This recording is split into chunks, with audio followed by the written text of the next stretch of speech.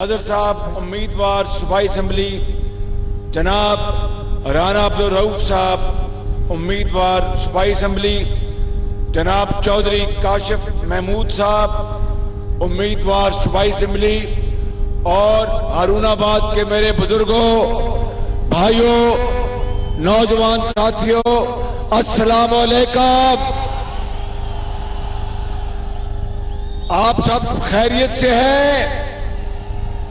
आज जब मैं लाहौर से चलने लगा और जहाज में बैठ गया तो अचानक पायलट मेरे पास आया कि जनाब शहबाज शरीफ साहब, जहाज के पिछले हिस्से में हमें खतरे की वो अलार्म बेल बजा है कि कहीं कोई चीज जल गई और धुआं निकलने वाला है, आप फौरन बाहर आ जाएं।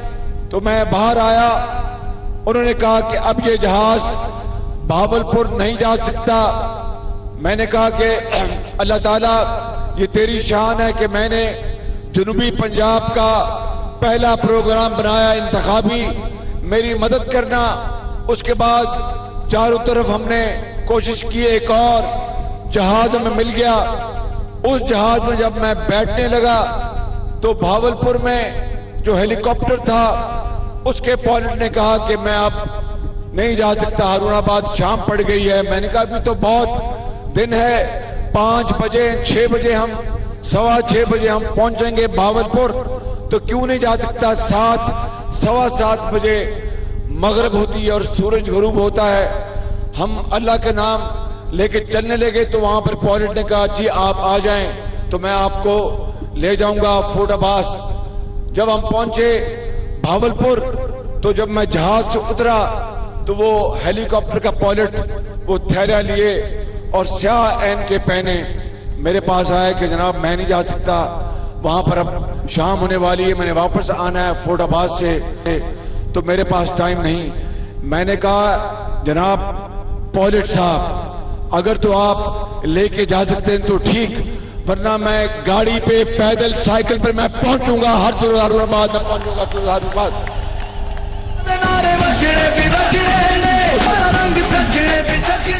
उसके बाद मैं उसके हेलीकॉप्टर में बैठा और फिर अल्लाह का नाम लेकर उसने वहां से हेलीकॉप्टर उठाया।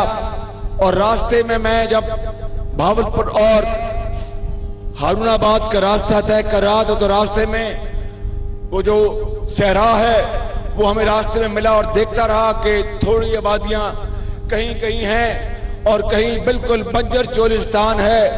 मेरे बुजुर्गों, भाइयों और बहनों, हारूनाबाद के मेरे अजीम बुजुर्गों और नौजवान साथियों, आज मैं आपसे बहुत चंद बातें अहम करने आया हूं, मगर पहले सबसे पहले जो बात करनी आपसे आज वाजिब है कि आपके कायद मियां नवाज शरीफ ने 13 तारीख को वापसी का ऐलान किया है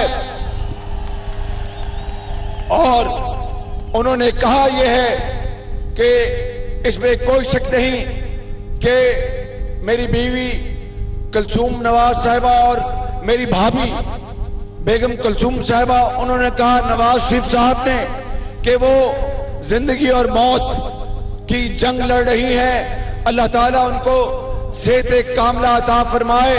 और उन्होंने कहा कि मैंने पिछले 2 हफ्ते 10 दिन लंदन में गुजारे उनकी दिन रात तीमारदारी के लिए।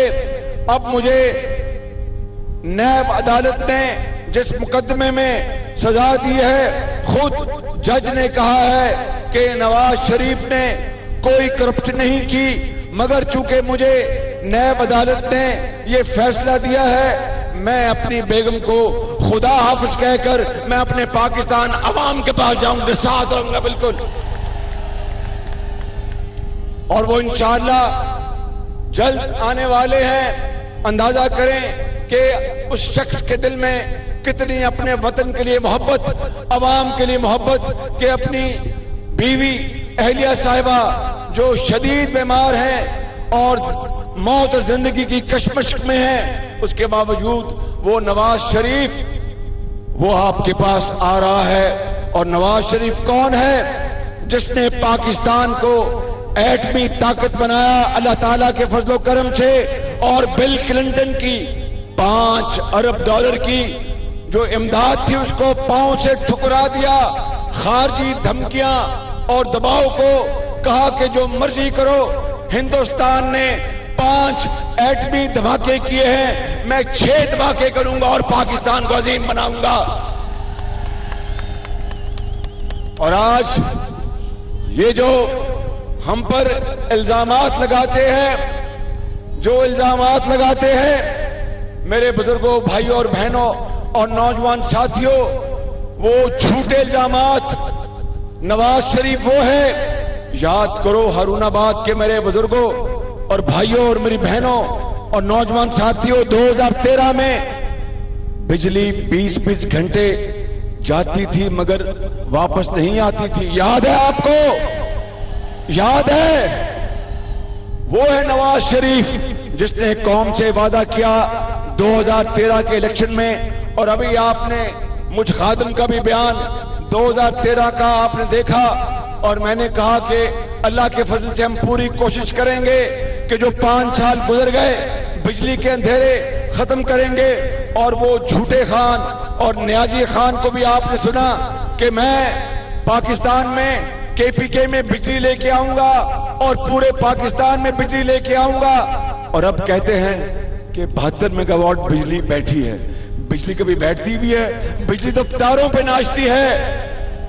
जिसको ये नहीं पता कि बिजली तारों पे नाचती है और वो बैठती है, तो उसने बिजली क्या देनी है आपको? क्या आप चाहेंगे कि ऐसे शख्स को जो दिन रात झूठ बोले उसको वजीर आजम पाकिस्तान बनाओगे? तो फिर ये इल्जाम लगाने वाले किस किस प्रोग्राम और मंसूबे से हमारी तख्तियां मिटाएंगे? क्या ये एटमी ताकत के मंसूबे से तख्ती हटाएंगे? नवाज शरीफ की बिजली जो मुहैया की वो तख्ती मिटाएंगे? सीपैक जो नवाज शरीफ लेके आया उसकी तख्ती मिटाएंगे? कराची समेत पूरे मुल्क में अमन अमान कायम किया, वो तख्ती मिटाएंगे? मेरे बुजुर्गों, भाइयों और बहनों, 70 साल गुजर गए पाकिस्तान को बने हुए और अजीम कुर्बानियां दी आपके बुजुर्गों ने।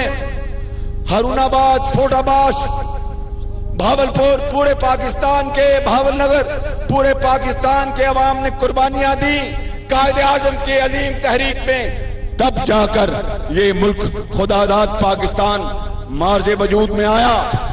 आज ये ठीक है कि इस हल्के से वो तरक्याती काम नहीं हुए जो होने चाहिए थे, मगर मैंने अल्हम्दुलिल्लाह कोई कमी नहीं की।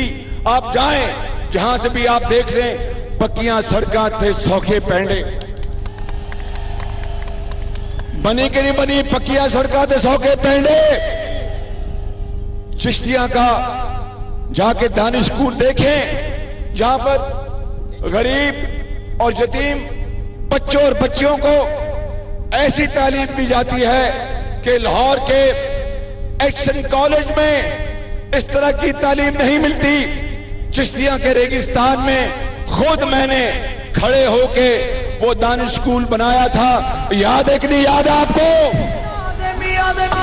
मेरे बुजुर्गों, भाइयों और बहनों, मैं आपको ये बताने आया हूं कि जनूबी पंजाब के अंदर इन 10 सालों में खुदाए बुजुर्गों बरतर को गवाह बनाकर कहता हूं कि जितनी तरक्की और तरक्कियाती फंड्स पूरे वहां से लेके मियां वाली से कोट सफजल तक, रहीम यार खान जहां पर सिंध का सूबा मिलता है, इन 10 सालों में कई 100 अरब रुपए की मैंने तरक्कियाती कामों की सरमायाकारी करवाई। लाखों बच्चे और बच्चियां आज पंजाब एजुकेशन एंडाउमेंट फंड से वजीफे ले रही हैं। वो यतीम बच्चे, वो यतीम बच्चियां जिनके सरों पर कोई दस्तशफ़त देने वाला नहीं, आज हजारों डॉक्टर्स बन गए, हजारों इंजीनियर्स बन गए। और मैं एक दफा गया दानिश स्कूल यजमान में, वहां पर मैंने एक बच्ची को पूछा, उसका नाम था आयशा। मैंने कहा बेटी आप क्या करती हैं? कहते कि वजीर आला खादम आला मैं स्कूल में दानिश स्कूल में पढ़ती हूँ। मैंने कहा आपके वालिद क्या करते हैं? कहेंगे मेरे वालिद जब मैं 3 साल की थी तो वो अल्लाह को प्यारे हो गए। मैंने कहा आपकी वालदा साहबा क्या करती हैं? कहने लगी कि खादम आला 3 साल 4 साल पहले की बात है, मैं एक घर में थी अपने और मुझे फौरन पैगाम आया कि फौरन आओ तुम्हारी वालदा तुम्हें बुला रही हैं।